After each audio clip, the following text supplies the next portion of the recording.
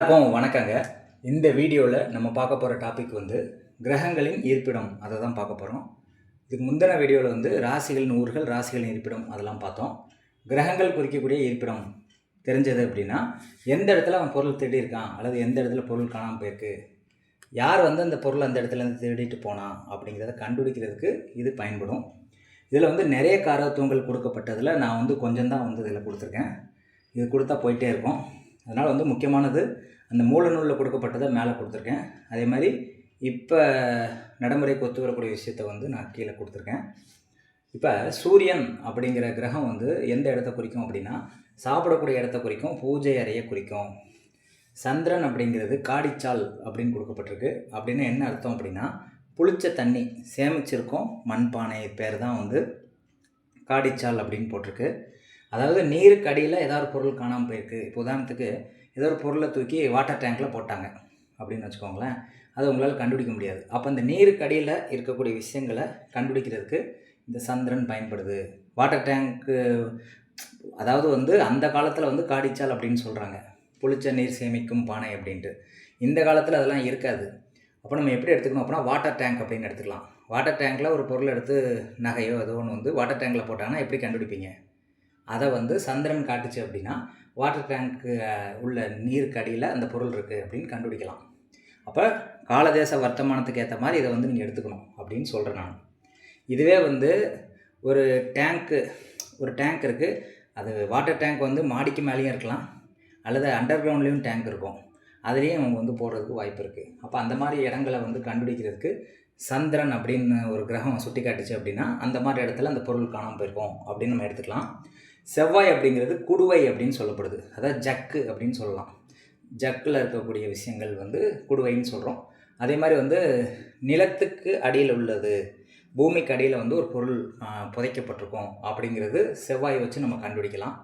அதே மாதிரி புதன் வந்தது அப்படின்னா, புதன் வந்து சுவர் அப்படின்னு சொல்கிறோம், வாய்க்கால் அப்படின்னு சொல்கிறோம். அந்த சோரோரமாக வந்து அந்த பொருள் காணாமல் போயிருக்கும், அல்லது வாய்க்காலில் வந்து அந்த பொருளை போட்டிருப்பாங்க அப்படின்னு கண்டுபிடிக்கலாம்.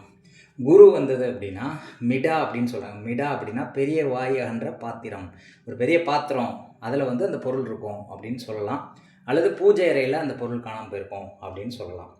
சுக்கிரன் சுட்டி காட்டுச்சு அப்படின்னா நீர் சார்ந்த இடம் அல்லது நீருக்கு அடியில் உள்ள விஷயங்களை வந்து சொல்லலாம். சனி அப்படின்னு வந்தது அப்படின்னா ஒரு சண்டை போடும் இடம் அப்படின்னு சொல்லலாம்.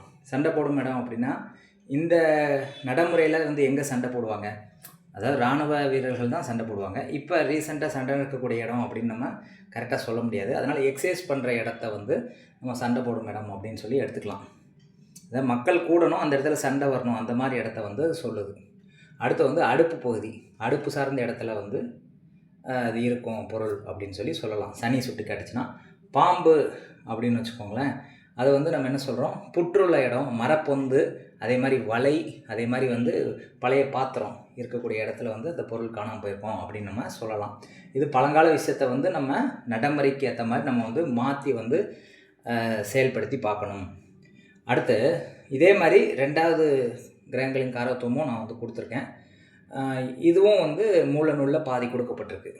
இப்போ சூரியன் அப்படிங்கிறது எந்த பகுதியை குறிக்குது அப்படின்னா, காட்டு பகுதியை குறிக்குது. அதுக்கடுத்து பார்த்திங்கன்னா அடுக்குமாடி குடியிருப்பு இருக்குல்ல, மேலே 2, 3 மாடி, 5 மாடி, அந்த மாதிரி அடுக்குமாடி குடியிருப்புகளை குறிக்குது. கால்நடை சார்ந்த இடங்களையும் குறிக்குது சூரியன். சந்திரன் அப்படிங்கிறது நீர் சார்ந்த இடத்த குறிக்குது. மாலை பொழுதில் காணாமல் போயிருக்கும் அந்த பொருள் அப்படின்னு சொல்லலாம். கிணறு அப்படிங்கிறதையும், கிணறு, குளம், இந்த மாதிரி விஷயங்களையும் சந்திரன் குறிக்குது. செவ்வாய் வந்தது அப்படின்னா அது குறிக்கக்கூடிய இடம் பார்த்திங்கன்னா புதர் சார்ந்த இடம், மலை சார்ந்த இடம். செவ்வாய் வந்து புதர் சார்ந்த இடம், மலைப்பகுதி, நெருப்பு சார்ந்த பகுதி. அதாவது இந்த பாலைவனம்னு சொல்லுவாங்கள்ல, அந்த மாதிரி ஹீட் அதிகமாக இருக்கக்கூடிய பகுதிகளை சொல்லலாம். மலை சார்ந்த இடங்களை சொல்லலாம், அடர்ந்த புதர் சார்ந்த இடங்களை சொல்லலாம். புதன் அப்படின்னா ஊர் சார்ந்த பகுதி, சாய்வான பகுதி, மண் தளங்கள், அதாவது நிலம் சார்ந்த விஷயங்கள், வயல்வெளி சார்ந்தது. அதுக்கப்புறம் தூதரகம் இருக்கக்கூடிய இடம், பத்திரப்பதிவு செய்யக்கூடிய இடம். இதுதான் வந்து புதன். அடுத்து பார்த்திங்கன்னா குரு அப்படிங்கிறது வந்து ஊர் சார்ந்த பகுதி, காலேஜை குறிக்கும், கோயிலை குறிக்கும். அப்போ இந்த கோயில் சார்ந்த ஒருத்தர் வந்து திட்டியிருக்காருன்னு சொல்லலாம், அல்லது காலேஜில் ஒர்க் பண்ணக்கூடிய ப்ரொஃபஸர் வந்து திட்டியிருக்காரு அப்படின்னு சொல்கிறதுக்கு இந்த மாதிரி காரகத்துவங்கள் தெரிஞ்சால் நீங்கள் சொல்ல முடியும்.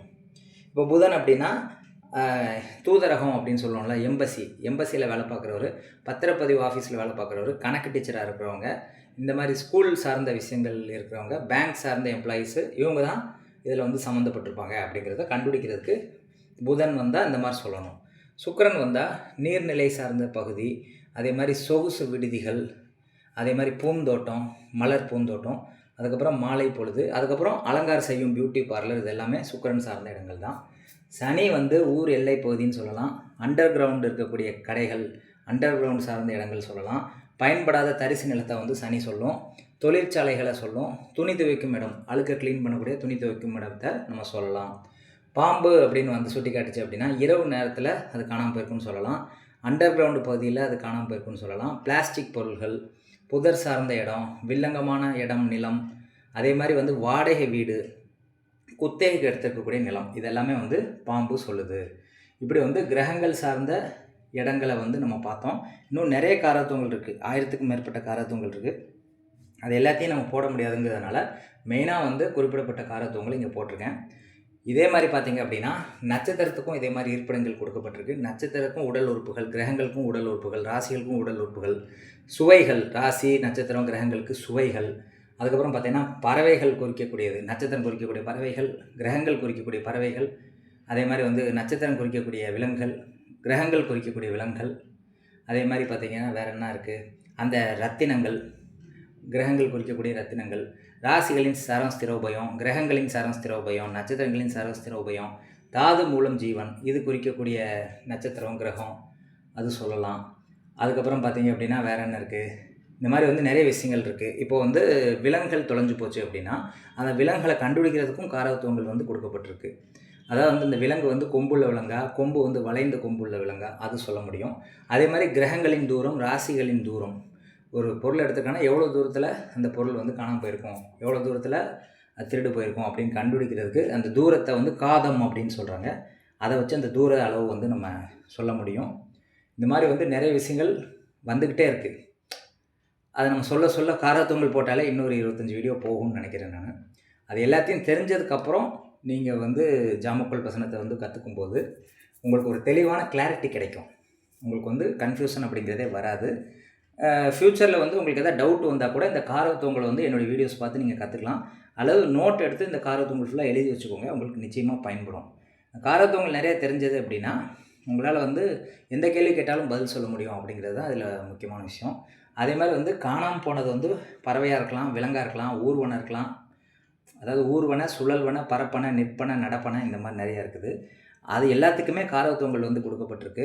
அதே மாதிரி மச்சம் வந்து எந்த வடிவில் இருக்கும் அப்படிங்கிறதுக்கும் காரத்துவம் கொடுக்கப்பட்டிருக்கு. என்ன கலர் அப்படிங்கிறதுக்கும் காரத்துவம் கொடுக்கப்பட்டிருக்கு. இப்படி நிறைய விஷயங்கள் வந்து கொடுத்துக்கிட்டு நிறைய கொடுக்கப்பட்டிருக்கு. ஆனால் நம்ம நடைமுறையில் வந்து இப்போ விலங்குகள், பறவைகளுக்கெல்லாம் பிரசனம் பார்க்குறது இல்லை.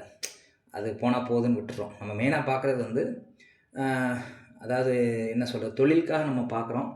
அதே மாதிரி வந்து காணாமல் போன பொருள் வந்து எங்கே கிடைக்கும், இந்த மாதிரி வந்து மெயினான விஷயங்கள் உயிர் காரத்துவம், பொருள் காரத்துவம், உடல் உறுப்பு காரத்துவத்தை மட்டும்தான் நம்ம மெயினாக வந்து பார்க்குறோம். இருந்தாலும் இதில் இவ்வளோ விஷயங்கள் கொடுக்கப்பட்டிருக்கு அப்படிங்கிறது தான் இதில் ஆச்சரியமாக இருக்குது. இன்னும் நிறைய விஷயங்கள் கொடுக்கப்பட்டிருக்கு. அந்த மூல நூலில் பெரட்டி பார்த்தீங்க அப்படின்னா அது எப்படிலாம் இருக்கணும், எந்தெந்த இடத்துல கிரகங்கள் இருந்தால் என்ன மாதிரி சம்பவம் நடக்கும் அப்படிலாம் கொடுக்கப்பட்டிருக்கு. அதெல்லாம் போடுறதுக்கு இன்னும் எவ்வளோ நாள் ஆகும் அப்படின்னு தெரியல. ஆனால் முடிஞ்ச அளவுக்கு வந்து இந்த காரத்துவங்கள் போடுறதுக்கு இன்னும் 20 வீடியோஸ் ஆகும்னு நினைக்கிறேன். எல்லாம் போட்டதுக்கப்புறம் நம்ம பலன்கள் எப்படி பார்க்கணும், அதில் வெளிவட்ட கிரகங்கள் வச்சு பலன் பார்க்குறது, உள்வட்ட கிரகங்களும் வெளிவட்ட கிரகங்களும் சேர்ந்து பலன் பார்க்குறது, நட்சத்திரத்தை வச்சு பலன் பார்க்குறது, கால நிர்ணயம் பண்ணுறது. ஒரு சம்பவம் வந்து எப்போ நடக்கும், இப்போ தொலைஞ்சு போன பொருள் எப்போ கிடைக்கும், 2 மாதத்தில் கிடைக்குமா, 1 மாதத்தில் கிடைக்குமா, அந்த கால நிர்ணயத்துக்கும் ஒரு குறிப்பிட்ட டைம் வந்து கிரகங்களுக்காக கொடுக்கப்பட்டிருக்கு. அதையும் நம்ம வந்து பார்க்கணும். ஒவ்வொரு சம்பவம், இப்போ கடன் வாங்கினா எப்போ தீரும், கடனை விட லாபம் அதிகமாக இருக்குமா, அண்டர் கிரவுண்டு அதாவது வந்து ஒரு தொழில் வந்து எப்படி பண்ணலாம், ஒரு பொருள் வந்து போனால் வருமா வராதா, குழந்தை பிறக்குமா பிறக்காதா, திருமணம் சார்ந்த பிரசன்னம், அரசியல் சார்ந்த பிரசன்னம், இந்த மாதிரி வந்து ஒரு மீட்டிங் போடுறோம், அதில் எத்தனை பேர் கலந்துக்கிடுவாங்க அப்படிங்கிறது, ஒரு வீட்டில் வந்து பாம்பு பூந்துருச்சு, அந்த பாம்பு வந்து உள்ளே இருக்கா அப்படின்னு கண்டுபிடிக்கிறது, இந்த மாதிரி நிறைய விஷயங்கள் வந்து இதில் அடுக்கடுக்காக வந்துக்கிட்டே இருக்கும். அதை போடுறதுக்கு என்னால் முடியுமா அப்படிங்கிறது தான் இப்போ டவுட்டாக இருக்குது. முடிஞ்ச அளவுக்கு நான் போட்டுட்ருக்கேன். உங்களுக்கும் பயனளிக்கணும் அப்படிங்கிறது தான் என்னுடைய ஆசை. நிச்சயமாக இந்த பதிவு வந்து உங்களுக்கு பயனுள்ளதாக இருக்கும்னு நான் நம்புகிறேன். முடிஞ்சால் இதை வந்து நோட்ஸ் எடுத்து வச்சுக்கோங்க. அல்லது வீடியோ வந்து டவுன்லோட் பண்ணி வச்சுக்கோங்க, பயன்படும். நன்றி, வணக்கம்.